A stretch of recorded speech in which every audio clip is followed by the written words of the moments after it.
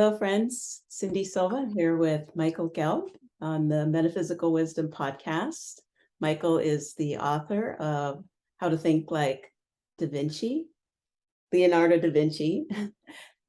Really inspired by your creativity, and just you're recognized around the world as one of the highest level coaches on creativity, and wanted to open up a conversation and speak with you about what inspired you to write the book and what keeps you going in this direction, Michael.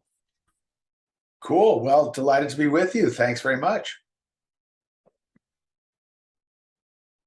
Yeah, tell us about the process of, well, you've written, what, 17 books Yeah. so far, and they're translated in hundreds of languages and have sold millions of copies. And yeah, what's inside of you that keeps moving you in the direction of exploring creativity and sharing it with people and integrating it with other systems? Like I saw that you were integrating Qigong with creativity. There was something called the Da Vinci Qigong. So I love how you're such an integrator, of course, where those intersections of systems or thought processes come together, something new emerges. And it seems like with the lightning bolt on your chest there, that logo that's everywhere on your promotional material, there's some kind of a spark that keeps it rolling on through your life and touching other people. Let's get a look at that from your perspective. Well, thank you so much. You're doing such a great job of telling everybody about me. I feel like I'll just want to listen to you talk, but this is my mouse pad. So yeah, while you were saying all that, what's the origin of the book and how do I keep doing all this stuff and making these connections? And it's apparently it started at birth.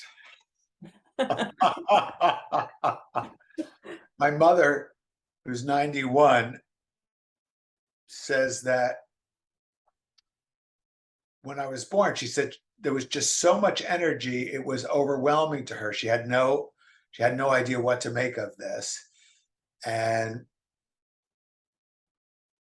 she says that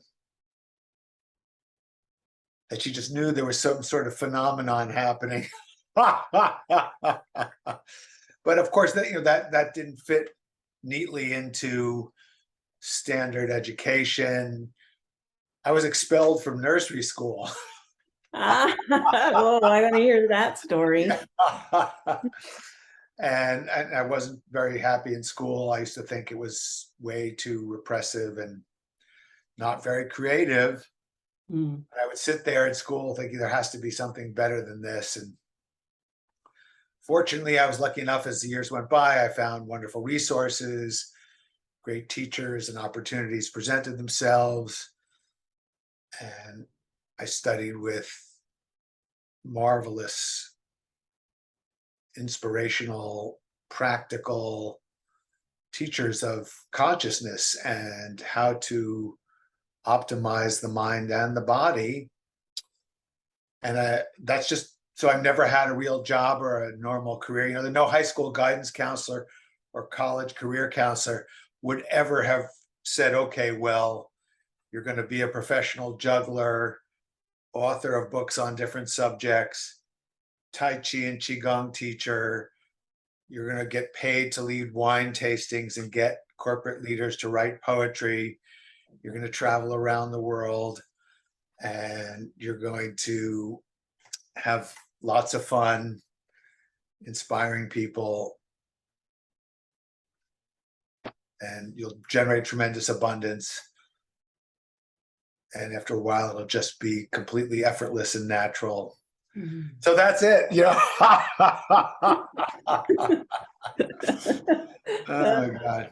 Well, I love your laugh. It's really, it's like when we have that capacity to laugh at ourselves and the absurdity of our life, even as amazing as it is, and just that release, that movement of energy, right, in laughing and giving other people permission to laugh for no reason, I mean, it's just spontaneous and brings something completely different to the space. Really enjoying this. Big time. Well, I do find, we were talking before about Ken Cohen, a teacher and very good friend of mine.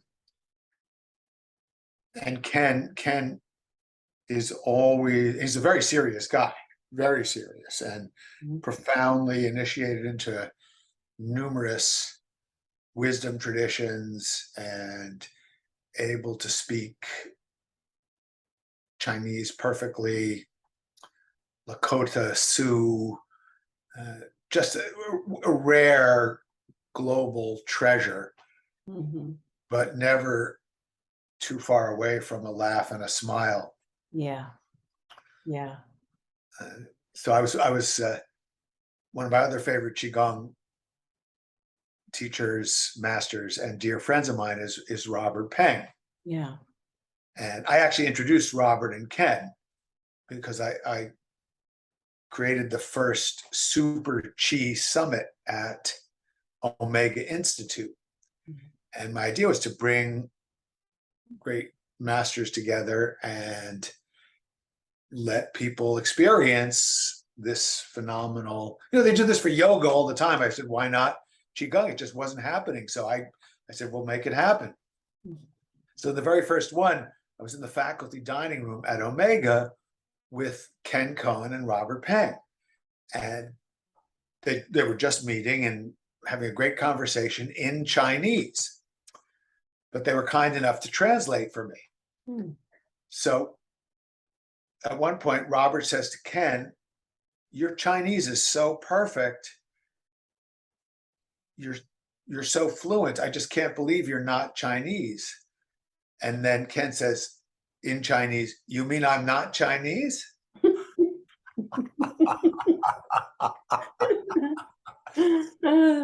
And the other great Ken Cohen is, so he has a Jewish background, and one Jewish tradition is to go to Chinese restaurants on Sunday nights and on major holidays like Christmas, when a lot of restaurants are closed. Chinese restaurants would always be open and they'd always be filled up with Jewish families. And Ken's family had a Chinese restaurant not far away that they used to go to on a regular basis. And most of the clientele were Jewish people who spoke in it with a kind of Yiddish accent. So Ken starts speaking to the wait staff in Chinese, but he does it with Chinese with a Yiddish accent. And the wait staff, as you might imagine, is just amazed by this. And at first they think he's serious. And then he explains to them, no, I'm doing Chinese with a Yiddish accent because you're used to serving all these people. And you can imagine that scene of just laughter. And so I do notice that the masters at the highest level usually have a smile on their face, and a good belly laugh is not too far away, whether it's His Holiness the Dalai Lama. You watch his dialogue with Desmond Tutu, and they're just, it's a laugh fest and a love fest. So over seriousness is a warning sign of mediocrity. I had never heard that. That's because I made it up.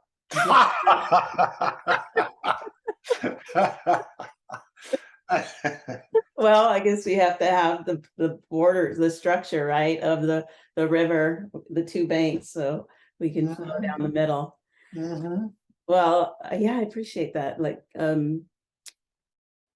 I host a book study and a study group and practice group for Qigong, and we've explored Ken's The Way of Qigong and also Robert Peng's The Master Key. So those two teachers are familiar to us and both very dear to us. And Ken is so approachable. I approached him and asked him to come on and meet the book study, and he did. He came on and he showed up live and answered questions and was so playful. And um, yeah, there's been a couple times he was going to come here to where I live in Avila Beach and present, and then it's pretty close to Esalen. So one time there was a mudslide, so his trip got canceled. The next time COVID came, so that trip got canceled. So we're going to try one more time to get him here so we can be with him in person. You see what, can you read the hat that I'm wearing? No, what does it say? It says Esalen. Oh, yeah. I've been teaching there for years. Oh, really? Well, Yeah. next time you come, let us know. We'll have you come to Avila Beach and we'll do a little play shop, a genius play shop. That'd be super fun. Yeah. I'll teach Yeah. you Vinci Qigong. Yeah, we'll do that. We'll have a little Chi Fest. So let's have you talk about genius. I think that's you know, an important word for you to define, because you use it a lot. So I'd love to hear your definition of it. Well, they're definitions on different levels. So the highest level is universal global genius. And those are the people who've changed the world forever in a positive way.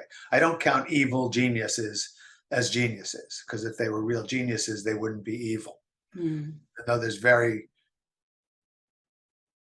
powerful intelligence sometimes informing morally unsound initiatives, in the end, it's just stupid to be evil. So you're eliminated from my all-time genius Hall of Fame. So the all-time genius Hall of Fame are the people who changed our world forever. And for example, Socrates and Plato changed our world forever. The fact that we're having this conversation in a logical construct, where you ask a question and then I say something and there's a logical background or an attempt at a logical background in our discourse, we largely owe to that tradition of Greek philosophy. Philosophy, of course, means the love of wisdom. And it's the search for truth, beauty, and goodness, and how truth, beauty, and goodness fit together. So this, my sense of your podcast, your group that you bring together, it's because you're interested in philosophy. Ultimately, you're interested in truth, beauty, and goodness, and how do they fit together. That's probably why you do Qigong. That's why I do it. It's why I study all this stuff. And I did all this before I even studied Socrates and Plato, to realize that they laid this foundation for us and we just take it for granted. So the idea of academics, the academy, comes from Plato. The idea of questioning, continuous questioning as the way to discover truth, beauty, and goodness, and that knowledge is deep within us, within the soul, and can be unleashed through intelligent questioning. We owe that to Socrates, and you got to count Plato, because Plato really wrote it all down.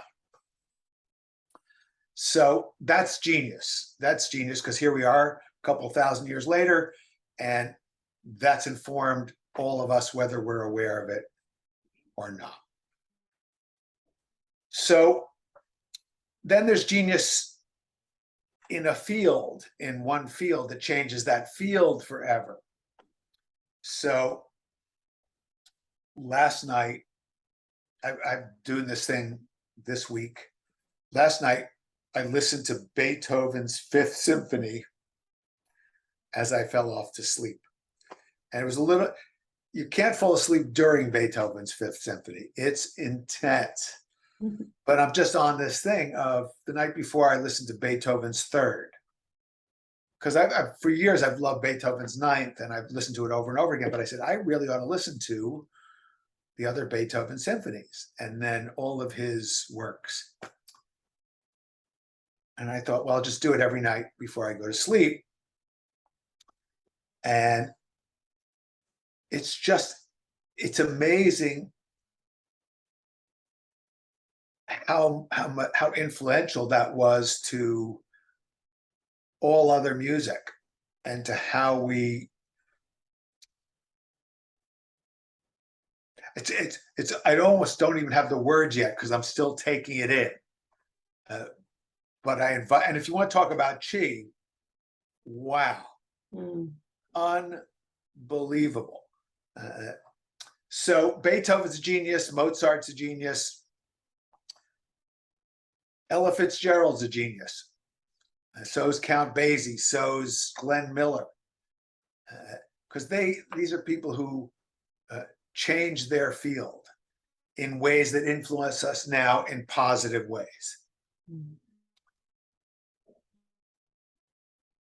Then you have people who are geniuses in a smaller world. They don't affect a whole field, but they might be a genius in terms of how they uplift or bring forth something creative that improves the quality of people's lives in their community, in their company, or their school. With maybe it's a teacher who comes up with a new way of bringing the curriculum to the kids that's more fun and more engaging.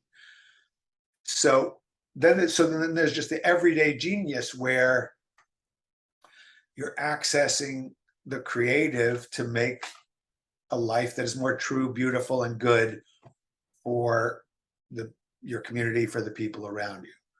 So we can learn from the great all-time geniuses, and it's fun. I like to think of all of human history. Who are the greatest geniuses who ever lived? What can we learn from them? What can we learn from Leonardo da Vinci? What can we learn from Thomas Edison? What can we learn from Socrates and Plato? What can we learn from Gandhi? And then when you immerse yourself in the study of genius, the critical thing is to say, okay, well, how can I apply that to have more truth, beauty, and goodness in my life today?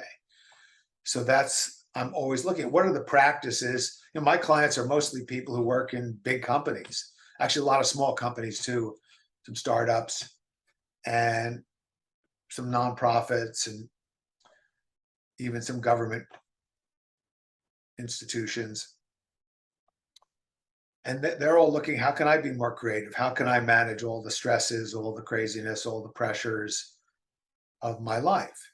Because you need genius thinking now. If you want a fulfilling, happy, beautiful life, you need genius thinking today. So I'm always looking at how to bring it to people.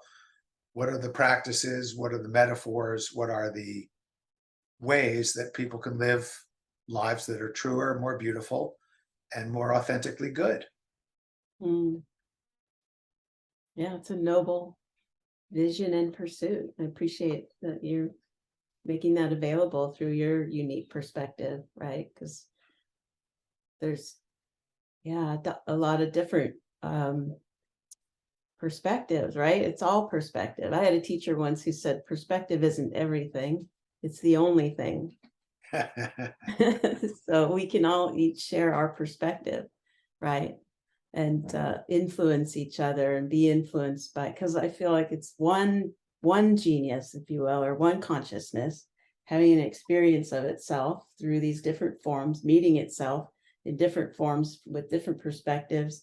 And when we're open to learning or receiving ourself as another, something new can emerge that is an integral creative movement that can continue on, instead of this sort of tribal mentality of, if you're not like me, you don't smell like me, look like me, taste like me, we don't have the same taste, then you're a threat to me, or I'm threatened by you. And so I like this idea that we can open our perspective to meeting another person, seeing them as ourself in another form, and getting curious about this version of me and its life experience and perspective, and how can it complement, how can our experiences and perspective complement each other, and let something, like Carl Sagan said, somewhere something incredible is waiting to be known.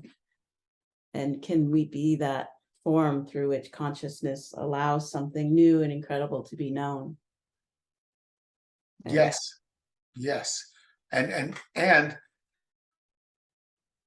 the I agree with what you just said, and we share a similar perspective that it's illuminating to learn from multiple perspectives and to look at things from different angles, and that part of the challenge for humanity now is to rise above that tribal mentality to a direct perception of that which transcends our apparent differences, whether you want to call it the soul or the spirit, the essence, the I am. And some of the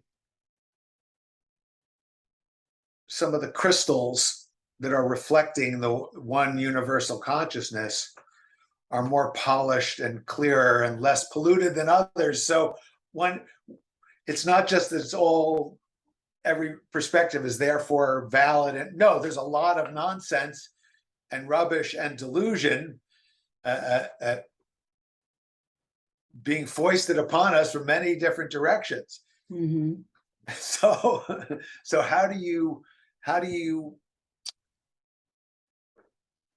sharpen your orientation towards beauty and goodness and truth? Mm-hmm. And it's looking, there's some really clear indicators, really clear kindness versus something other than kindness. Service versus self-aggrandizement. Preaching hurt or negativity or blame towards others versus empathy, forgiveness, and loving kindness. So one has to develop this discernment in this journey, because it just makes for a much smoother ride. Mm. Yeah, I like that, and makes me think of how,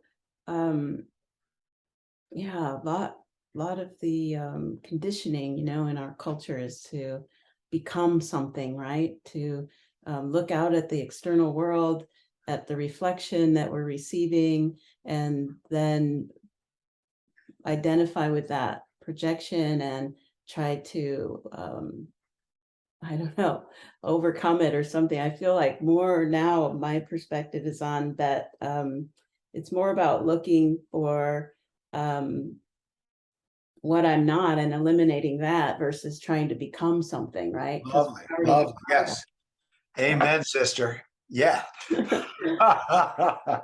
Yes. You can't become what you already are, right? It's just removing what you're not. So let go of the unnecessary. Yeah. Leave out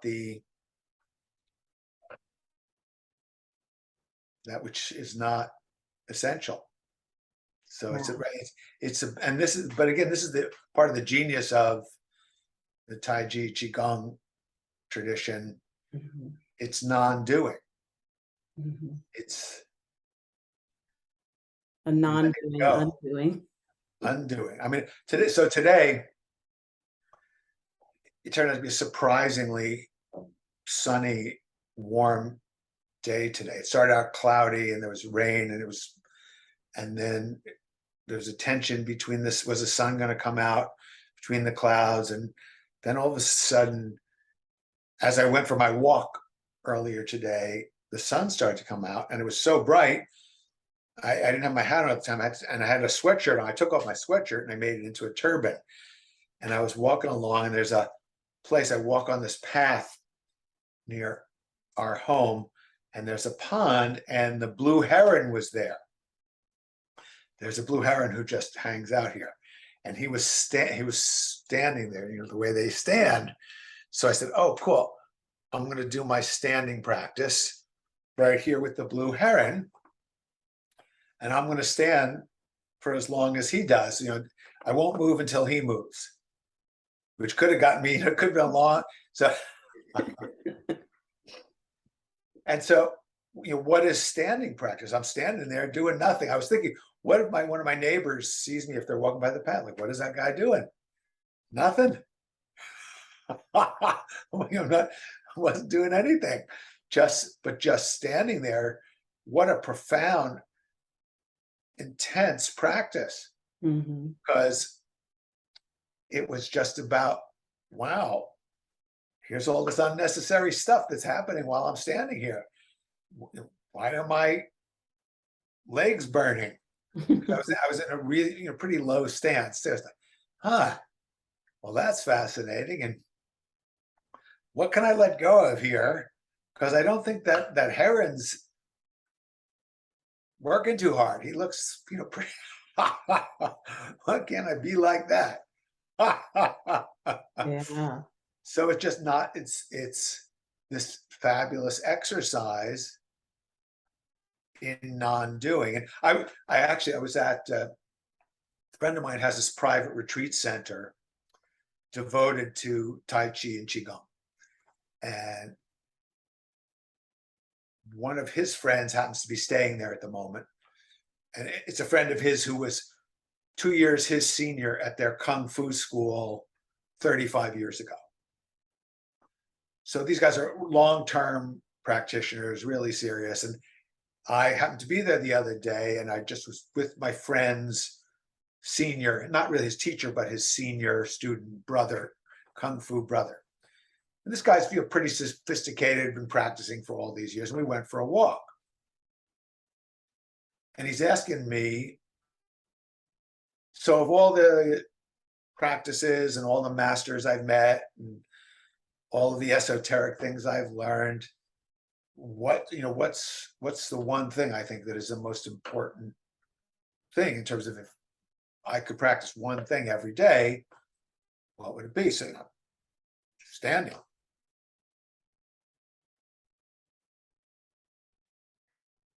And it's funny. So this guy, he disappeared then for an hour. He said he had this blinding flash of the obvious that, oh my God, of course. And he went and he just had to stand for as long as he could by the pond over there. And he came back, yes, of course. So, all that, the T.S. Eliot thing, we travel, we go around, we go, and we come back, we find really the home, the core, the essence is always with us. But we have to go off and explore. And life is like this spiral. You keep coming back, but hopefully you're more informed. Say, oh, standing. Oh, these universal. Oh, love. Oh, yeah. Breathing, especially exhaling. What a great idea. Oh, nature. Being in, nature. Oh, yeah. Cool. Oh, beauty. Have some flowers when you do your podcast. Good idea. Thanks for noticing. Being aware. Whoa.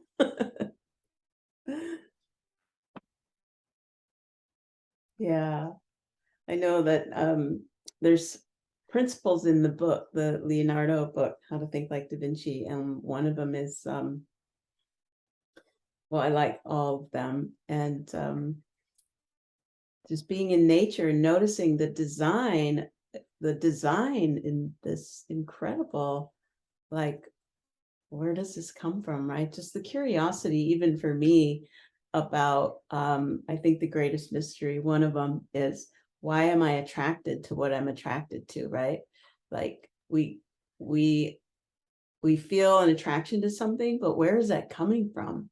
Like we're all attracted to different things, but what's attracted to that something through us?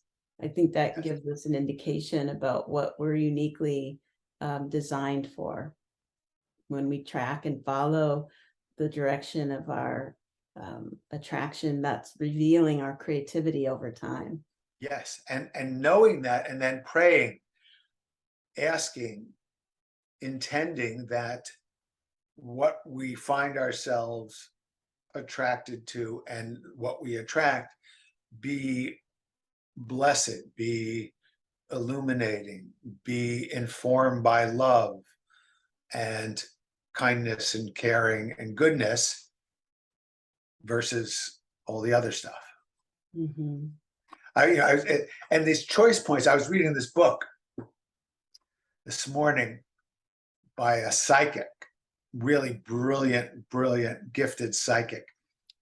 And her opening story in the book is how this woman comes to her, and the woman's all upset because her guy she thought she was going to marry just walked away from their engagement, and she thought he was the one, and blah blah blah. So the psychic sees that this guy's already engaged to somebody else, that he's a serial malevolent narcissistic abuser, and the psychic basically lays this out for her and says, well, here's his name and here's what he, his game.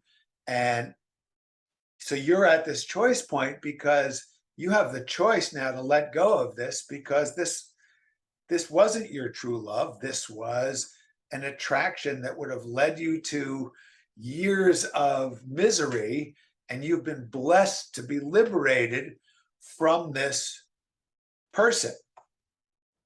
But can you choose to embrace that freedom now and open up to a healthy, happy relationship with somebody who will really love you and be your partner? Mm. And so and the psychic saw all this accurately from the past, saw all this in the future, but laid it on this lady in the moment, in the present. She had to make the choice, and we all have choices like that. So, the fail-safe is choose that which is the truest, the most beautiful, the most good. Yeah, that's benefiting all, not just yourself, right? That there's this bigger vision of being an instrument, like, it sounds like a cliche, but that No, being an instrument of thy peace. It's the prayer of Saint Francis of Assisi, mm-hmm. and it's a good one. Yeah. Yeah, because don't you often get the experience, I imagine, because you travel around the world and you're with big audiences, that that effortlessness comes and you're not the doer, you're being done through. You're like a passenger consciousness, right? Always my favorite. I mean, my prayer is just to be in that zone always, really.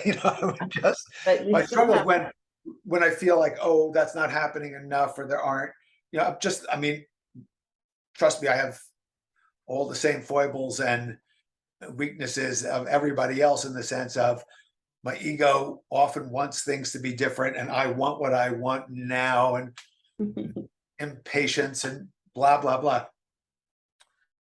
That's where the humor comes in, because then I tease myself and laugh about it, make fun of it, and makes me a little more patient. But having said all that, I was just talking to a friend yesterday. I said, I think I'm my most blissfully happy when I am in front of a huge audience of people, especially if I'm making them laugh.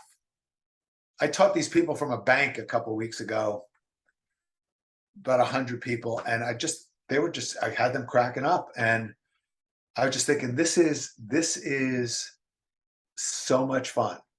And I was in that time, I didn't want it to end. It was a 2-hour program. It was over like that. yeah. And then they give me a huge check. I mean, But my question is, like, who had them cracking up? Like, when you say I had them cracking up, right? Like, who's the one? right. It's not huh? Muse of humor. Music. Yeah, I mean, that's humor. May I channel the muse of humor? Can you imagine? I'm a huge fan of Jerry Seinfeld. uh-huh. If I'm not watching Beethoven before I go to sleep, or listening to Beethoven, usually before that I'll watch a Seinfeld routine or some other person who I think is really, really funny. Yeah. And, you know, to me, the funniest ones are the ones who are just, they're just observing the way things are. It's Right. not, That's where they get their materials, just by watching that's that, an right? And the endless source of absurd, material. yeah, the absurdity of, So I was with these people from this bank, and what was funny is this was a seminar on creativity, and they had done really cool things. Really, you'd be amazed at the transformational, wonderful stuff they were doing on this day.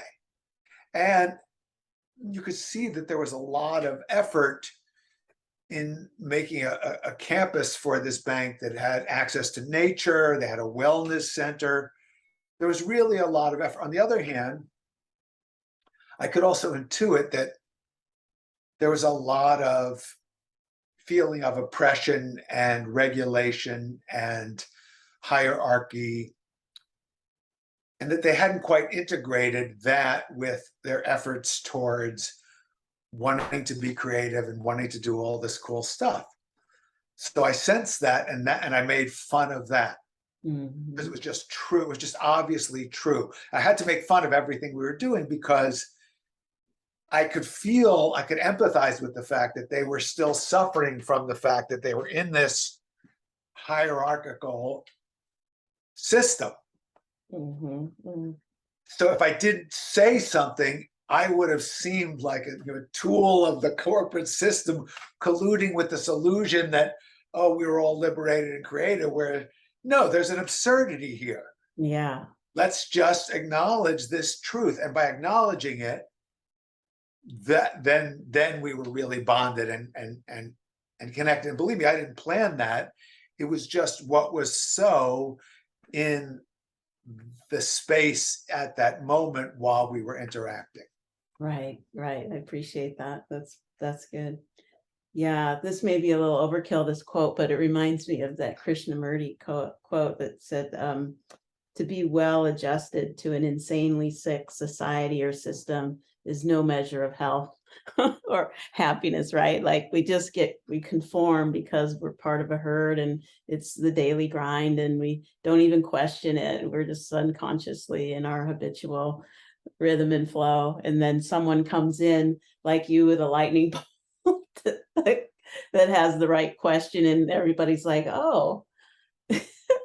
It's like yesterday, my husband was talking about some comedy thing he heard, and he was laughing about it because this guy was making fun of how on a box of Pop-Tarts, there's instructions. That's right.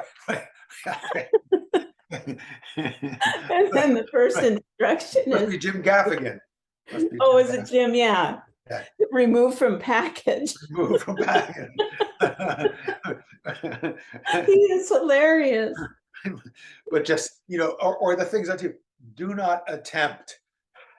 It's like, really? They're in a dune buggy shooting 90 feet in the sky, spinning over. Do not attempt. This at home. Right. So, okay, but you gave me the perfect lead into my Krishnamurti story. All right. So for years, friends of mine used to teach at the Krishnamurti school in Ojai. And he also used to teach at Brockwood Park in England. So I was in attendance at Krishnamurti's last presentation at Brockwood Park. And there's a huge white tent and lots of people all dressed in white. And Krishnamurti goes up to the stage and stands there. And here's what he said. He says, there is no speaker. There is no speaker. And it blew everybody's mind. And, my interpretation of Krishnamurti is, you came here because you think someone else is going to tell you something that's going to do something for you. Forget about it. Work it out yourself. I mean, he was a badass in that respect, to say the least. Meantime, and this is a true story, I'm in the lunch line, right? So it's a full day program, and I'm in the lunch line. Who is behind me in the lunch line? Jay Krishnamurti, standing right there, right next to me. It took all my self-restraint not to turn to him and say, "There is no lunch line." I controlled myself. I think I just went like that. There's no lunch line. Oh, so fun. Yeah. There was something that came in. There is no lunch line, but there's always a punch line. Look at you go. Woohoo! Oh, there's your juggling. Let's see your So this is one of my juggling balls. Do you see that? Can you read what's on there? no. It says IBM, Oh, okay. because this is a juggling ball from when I taught 1,000 IBM engineers how to juggle in a big hotel ballroom. Wow. Surprised you haven't turned it into a clown nose. I'm not into the clown thing. No. Nah, it's just not my thing. I like just juggling as a art in its own right. And as Jerry Seinfeld would say, if you introduce yourself as Bozo the Clown, do you really need the clown part? Yeah. Is that on your business card? The clown? Just be funny. You don't need to be. Yeah, a little redundant, huh? Gosh, there was something that came in I wanted to ask you for sure during this conversation. I'm just having so much fun. Everything's just a blank slate right now. So, what's happening now in your creative unfoldment? You're still doing speaking and stuff, lots of engagements. I'm really appreciative that you said yes to this invitation, by the way. Thank you for that. Of course, thank you. Cool. Yeah. I said yes because I sensed your genuine curiosity and openness. Oh. And that's what makes the world go round.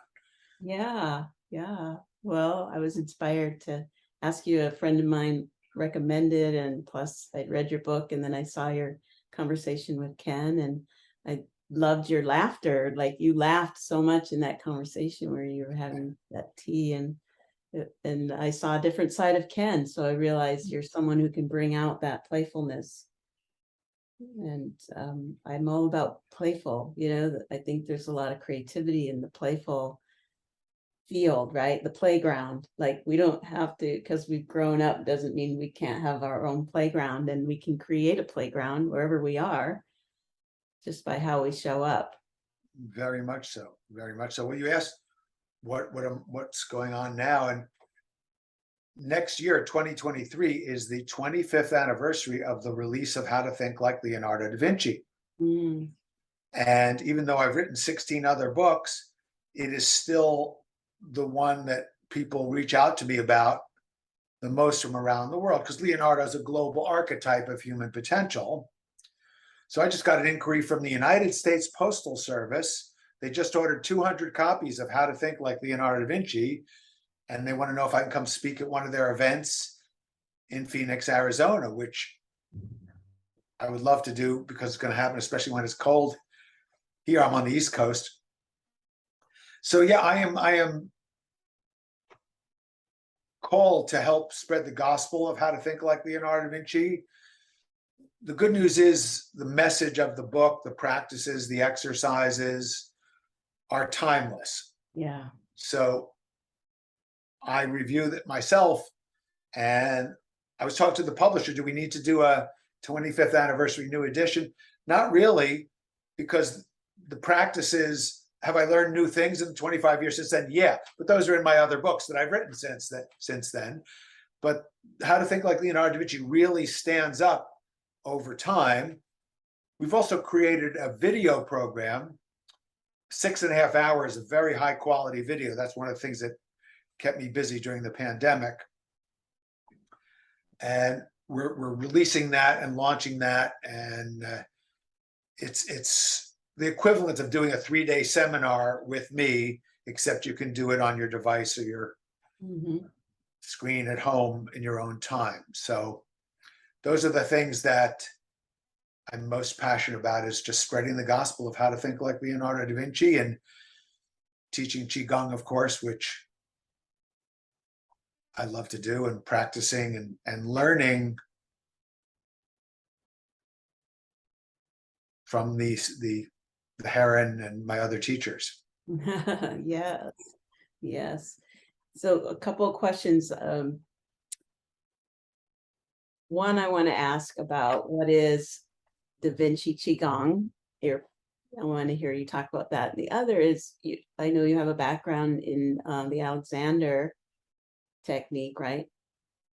And for those that don't know, it's a movement practice, right? Is it similar to Feldenkrais in a sense of being Well, the awareness? Feldenkrais studied with Alexander, and then Feldenkrais was a genius in his own right, but he was influenced by Alexander. That's really clear. If you read Body and Mature Behavior, Feldenkrais' first book, it's a lot of Alexander's ideas. The two systems are very compatible. One of my best friends, the guy who used to teach at the Krishnamurti Center, still lives in Ojai, where the Krishnamurti school, I believe, still exists. And he trained with Alexander's primary student, Walter Carrington, in London. And then he trained directly with Moshe Feldenkrais. So he teaches both of them. And what so the Alexander work is like tastes from Tasmania in Australia.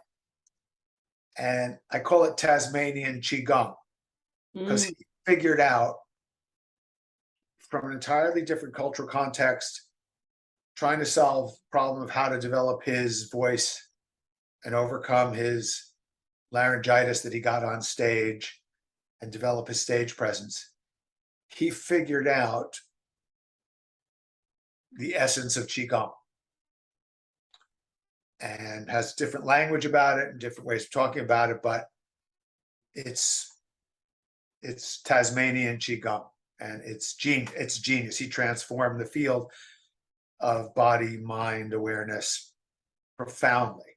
So I trained for 3 years as an Alexander technique teacher,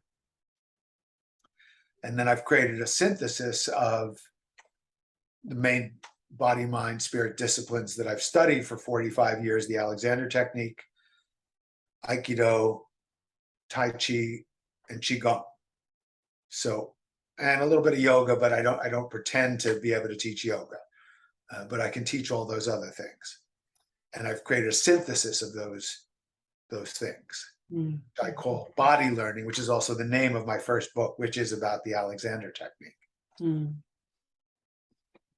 Thank you for that. And the reason how I want to tie that in is when I read somewhere in your book, I'm sure, about how Da Vinci was very astute and clear about the necessity for being aware of what we're doing as we're doing it, particularly in relationship to the movements of the body and learning about ourselves through movement.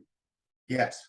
Is that part of is that how that ties into the Da Vinci Qigong? So the Da Vinci Qigong evolved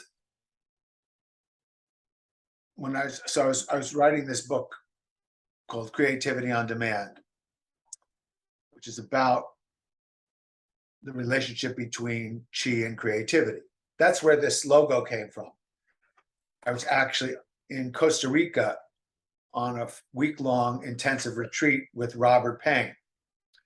I was practicing Qigong for 6 hours a day, and then I would go to the beach and do another 2 hours of practice. And I had this epiphany where I realized that the real missing link in accessing your own genius for many people is the energy, is the Qi. So how do you access the Qi? Because we know, look, Qigong and Tai Chi, these things, they started for fighting. And then if you fight, you get injured, so you have to heal. But when there's peace, this is what informed the arts: music and poetry and calligraphy and dance. So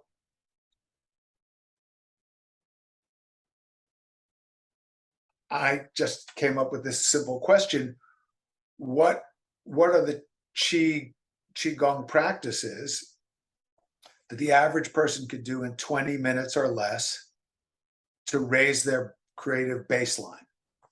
So I asked that question. I went around and I asked many of the top qigong masters and teachers in the world that question. I also asked a number of yoga teachers and aikido masters and meditation guru, what can you do 20 minutes or less, accessible to the average person? And then I took the best of what I got and I put it in that book. So I finished what I learned from all these other people, but I felt like there was something else that needed to come forth for the book. So I thought, how do I communicate the Da Vinci, the divine chi of Da Vinci, which is part of my life mission, is to get these 7 principles across to people. So I just started to play around with what are the movements, what are the qigong movements that are expressions of the Da Vinci principles. And it became really clear. They're archetypal classic movements. You'd be familiar with most of them. I had to tweak them a little bit, but I basically crafted them together. And then by this point, I had made Ken Cohen and Robert Peng were my 2 closest friends and advisors in this realm. And so I demonstrated this for Ken Cohen, and I said, critique it. Is this kosher? Is this okay? He said, how do you think they made up all these other qigongs? Somebody was inspired and they were tuned in. And yeah, he said, go forth. And I showed it to Robert Peng and he said, that's awesome. So I made up the Da Vinci Qigong, and then I made up another one. Do you know, I was getting ready to go on a flight, and this is the thing I would do. I said, I want to take a book to inspire me on this flight. What should it be? So I just walked around my office and I went, whoosh, and I picked up this book called Power versus Force by David Hawkins. And I'd already read it when it first came out, but I read it again on the flight. And I thought, I didn't think, again, this was being an instrument, being a vehicle. What came to me was, wow, we could take people on a journey through the levels of consciousness with movement, with classic Qigong movements. So I took from my repertoire of Qigong practices. By that point, I'd learned a lot from a lot of different people, and I orchestrated this Qigong practice that guides people through from force to power, through each stage of consciousness. And it is it's a really cool thing to do in a group, because we all want to get a little vacation and raise our vibration, and it's good to do on your own too. It's on my website. It's free. I put it out when COVID, I think it was when COVID hit, or maybe it was even before that, at some key time when it felt like people need it. I just put it on my website for free. So it's there. You have to search around, but it's on michaelgelb.com, because I figure humanity needs the evolution of consciousness.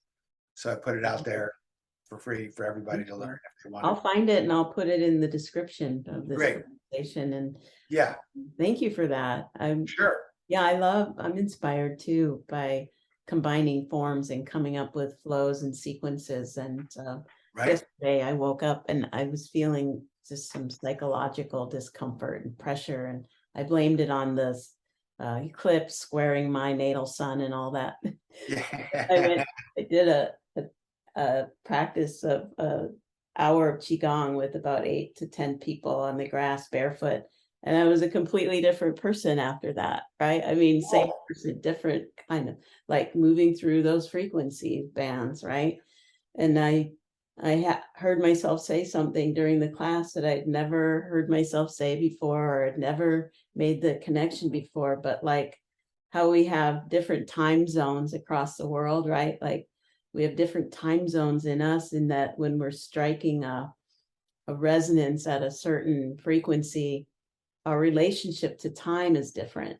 Like the time zone that lives up in the head of the beta frequency moves really fast, and we feel victimized by time or bullied by time. And we get into these other frequencies where it seems that time slows down, or that we can Yes. bend time. Then we're in a different time zone within ourselves.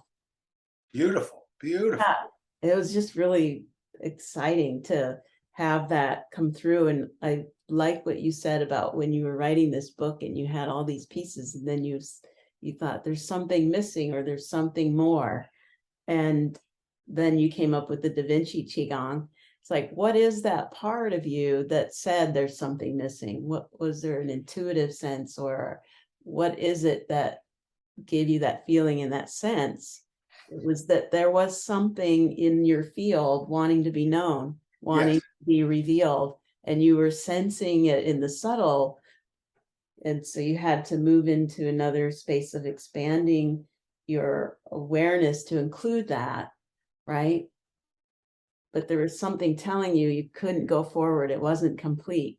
So I want to point at that as the mystery that creates through us, that sees the bigger picture, right? That has access to information that our more dense personality, limited perspective doesn't have. Mhm. And how does the yin and yang of our existence dance together in a way that we can be both form and formlessness, in a complementary way that allows creative expression. Again, beautifully stated. Well, thank you. Beautifully created, everything you've done. And I see you're writing another book on public speaking. And so that's very important right now, that we can speak freely and feel confident in sharing what wants to be shared through us. So I look forward to that book. Yeah, it's out. It's called Oh. Mastering the Art of Public Speaking. It's published by New World Library out in California. Great publisher. And it's everything I want people to know about how to have as much fun as I do when you're presenting. Even if you're in a bank, or how to make it as engaging as it can be, and memorable and enjoyable for everybody, both you and whoever your audience happens to be. Right. Yeah. It's like you have access to something, and you're generously giving others access to what you're experiencing. Yeah. And then it just is, it expands. And then the next time you offer it, it's even more, or not more, it's just less effort, like you said, it just gets more and more effortless, because you're yeah, it's like the universe is recognizing itself in as you and you likewise. There's a oneness there's no differentiation, right? Where you can move into the world of survival and take care of the body and the bills and the taxes, and then move into the world of play and experience other ways of being that are sometimes go beyond the limitations of time and resources.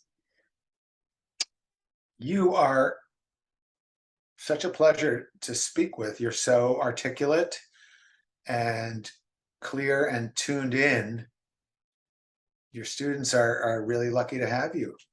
Oh, well, thank you. Likewise. I'm glad we connected finally after all these years. Yeah. Admiring your work, and yeah, thank you for being here again, saying yes for all that you're doing. Is there a particular website? I know you have many that I can list in the description where people Thanks. can find you. Sure. michaelgelb.com, GELB, michaelgelb.com is the best way to get everything. Sign up for our free newsletter and search around on the website, because there are videos, there's articles, there are podcasts, all free stuff that I hope people will enjoy. No. Well, I hope they will too, and I hope you'll let us know when you come to California next. Maybe we'll. I'm going to come and I'm hoping to be there in December.